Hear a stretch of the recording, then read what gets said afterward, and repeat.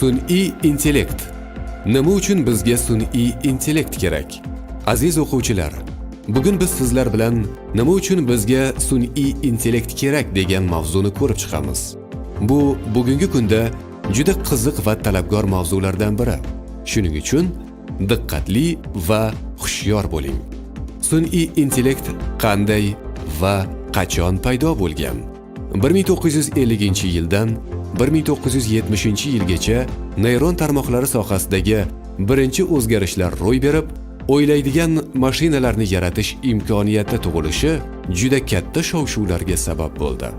1980-2010-yillar mobaynida mashina orqali bilim olish texnologiyalari ommalashdi. Bugungi kunga kelib esa chuqur bilim egallash sohalarida erishilgan yutuqlar sun'iy intellektning gullab yashnashiga olib kelmoqda. Bu bilan ular dunyoni zabt etishga emas, aksincha, kompyuterlarni yanada aqlli qilishga yordam bermoqda. Sun'iy intellekt kompyuterlarga o'z tajribalaridan kelib chiqib o'rganishga, berilgan parametrlarga moslashishga va ilgari faqat odamlar uchun mumkin bo'lgan vazifalarni bajarishga imkon beradi. Sun'iy intellektni joriy qilishda kompyuter shaxmatchilaridan tortib, o'z-o'zini boshqaradigan mashinalargacha chuqur o'rganish va tabiiy tilni qayta ishlashga muhim ahamiyat qaratmoqda. Bu texnologiyalar tufayli kompyuterlarga katta hajmdagi ma'lumotlarni qayta ishlash va ulardagi xususiyatlarni aniqlash orqali aniq vazifalarni bajarishni o'rgatish mumkin. Sun'iy intellekt atamasi 1956-yilda paydo bo'lgan bo'lsa-da, ammo sun'iy intellekt texnologiyasi ma'lumotlar hajmini oshirish, algoritmlarni takomillashtirish, hisoblash quvvatini optimallashtirish va ma'lumotlarni saqlash fonida faqatgina bugungi kunga kelib mashhurlikka erishdi. Shunga qaramay, 1950-yillarda boshlangan birinchi sun'iy intellekt tadqiqotlari ma'lumotlarni hal qilish va ramziy hisoblash tizimlarini ishlab chiqarishga qaratilgan edi. 60-yillarda bu yo'nalish AQSh Mudofaa vazirligining qiziqishini uyg'otdi. AQSh harbiylari odamlarning aqliy faoliyatini qayta takrorlash orqali ma'lumotlarni shunga o'rgata boshladi. Masalan, AQShning Mudofaa vazirligining ilg'or tadqiqotlar loyihalari agentligi DARPA 1970-yillarda virtual kuchga xaritalarini yaratish bo'yicha bir qancha loyihalarni amalga oshirdi. Va DARPA mutaxassislari 2003-yilda Siri, Alexa va Cortana programmalaridan ancha oldin aqlli shaxsiy yordamchilarni yaratishga muvaffaq bo'lgan. Bu izlanishlar zamonaviy kompyuterlarda, xususan inson imkoniyatlarini to'ldirish va oshirishga mo'ljallangan qarorlarni qo'llab-quvvatlash tizimlarida va aqlli qidiruv tizimlarida avtomatlashtirish prinsiplariga hamda mantiqiy fikrlash borasida asosga aylandi. Garchi ilmiy fantastik filmlar va romanlarda sun'iy intellekt ko'pincha dunyoni egallab turgan gumanoid robotlar sifatida tasvirlansa-da, sun'iy intellekt texnologiyasi rivojlanishining bu bosqichda unchalik dahshat soladigan yoki aqlli mavjudot emas. Aksincha, sun'iy intellektning rivojlanishi texnologik jihatdan insoniyatning barcha sohalarida haqiqiy foyda keltirish imkonini beradi. Shuningdek, sog'liqni saqlash, chakana savdo, bank hamda boshqa sohalarni qamrab oladi. Bolalar, keling qiziq faktni ko'rib chiqamiz. Sun'iy intellektning ahamiyati nimada? Sun'iy intellektning ahamiyati shundaki, u ma'lumotdan foydalanish orqali takroriy o'qish va qidiruv jarayonlarini avtomatlashtirishga imkon beradi. Biroq sun'iy intellekt texnik vositalardan foydalanishga asoslangan robotlashtirishdan farq qiladi. Sun'iy intellektning maqsadi ko'p mehnatni avtomatlashtirish emas, balki ko'p sonli kompyuterlashtirilgan vazifalarni ishonchli va uzluksiz bajarishdir. Bunday avtomatlashtirish tizimini ishga tushirish va savollarni to'g'ri berish uchun inson tomonidan aralashuvini talab qiladi. Bolalar, keling, o'ylab ko'raylik. Sun'iy intellektning vazifasi nimalardan iborat? Biz mashinalarga cheklovlar qo'yamiz. Ilgari biz barcha dunyoviy bilimlarga ega bo'la olmas edik.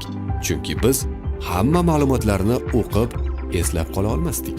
Kanalimiz va vositamiz cheklangan edi. Endilikda biz buni qila olamiz. Chunki bizda Google, Wikipedia va boshqa ko'rinishdagi ekstenderlar mavjud. Endi biz nafaqat bilimga ega bo'lishimiz, balki uni topib olishimiz darkor. Ya'ni bu butunlay boshqacha fikrlash turi. U miyaga ma'lum miqdordagi neyronlarga ega bo'lib, operativ nazorat ostida bo'lgan ma'lumotlarning katta hajmiga ega bo'lishga imkon beradi.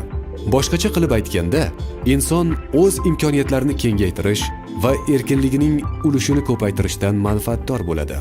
Ko'p yillik mehnatlari samarasidan kelib chiqib, Sergey Petrovich Kapitsa shunday yozgan edi: Dunyoda oziq-ovqat va resurslar yetishmasligining muammosi yo'q, lekin ularni taqsimlash muammosi bor. 19-asrda resurslarni yaratish muammosi turgan. Ular fabrikalar qurib, ishlab chiqarishning yangi usullarini o'zlashtirdilar. 20-asr nazorat paradigmasi va raqamli axborot oqimining tug'ilishiga to'g'ri keldi. 21-asrning masalasi esa ishlab chiqarish va nazorat qilish emas, ma'lumotlarni to'plash ham emas. Masala shundan iboratki, yig'ilgan ma'lumotlarga asoslangan holda ularni saralash va qaror chiqarishdir. Insoniyat asta-sekinlik bilan yaratib kelayotgan sun'iy intellekt bu muammoni hal qilmoqda. Masalan, sun'iy intellekt texnologiyalari xususiylashtirilgan tibbiyotda va rentgen nurlarini aniqlashda ishlatilishi mumkin. Shaxsiy tibbiyot yordamchilari foydalanuvchilarga dori-darmonlarni vaqtida qabul qilishni, sport mashg'ulotlari o'tkazish lozimligi yoki sog'lom ovqatlanishga o'tish kerakligini eslatishi mumkin. Sun'iy intellekt individual tasvirlar bilan onlayn xaridlarni amalga oshirishga yordam beradi. Shuningdek, sotuvchilarga xaridorlar bilan xaridlarni muhokama qilish imkonini beradi. Bundan tashqari, sun'iy intellekt texnologiyalari zaxiralarni boshqarish va mahsulotni joylashtirishni optimallashtirishi mumkin. Sanoat sohasida sun'iy intellekt ulangan uskunalardan ma'lumotlarni tahlil qila oladi va quyidagi ma'lumotlar bilan ishlash uchun tarmoqlardan foydalanadi. Sportda murabbiylar o'yinni qanday yaxshi tashkil qilish, shu jumladan o'yinchining joylashuvi va strategiyasini qanday optimallashtirish kerakligi haqida kamera tasvirlari orqali hisobot oladilar. Shunday qilib, sun'iy intellekt bu insonlarning dasturlar bilan o'zaro aloqasini yanada intuitiv jarayonini va muayyan vazifalar doirasida qaror qabul qilishda yordam beradigan vositadir. Nima qilgan taqdirda ham sun'iy intellekt inson o'rnini bosa olmaydi va yaqin kelajakda bunday hol hali beri kuzatilmaydi. Hurmatli o'quvchilar, sizlarga o'tilgan mavzudan savollarim bor. Birinchi savol: sun'iy intellekt atamasi nechanchi yil paydo bo'lgan?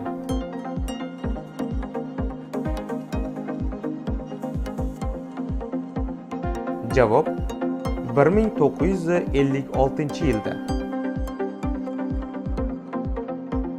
Ikkinchi savol: sun'iy intellektning ahamiyati nimada?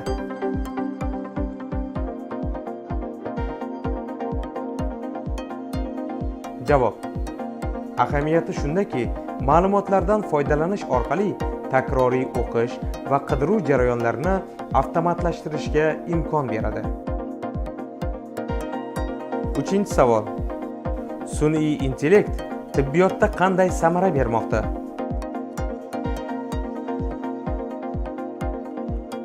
Javob: rentgen nurlarini aniqlashda, shaxsiy tibbiyot yordamchilari foydalanuvchilarga dorilarni o'z vaqtida qabul qilishni, sport mashg'ulotlari o'tkazish lozimligini yoki sog'lom ovqatlanishga o'tish kerakligini eslatishi mumkin.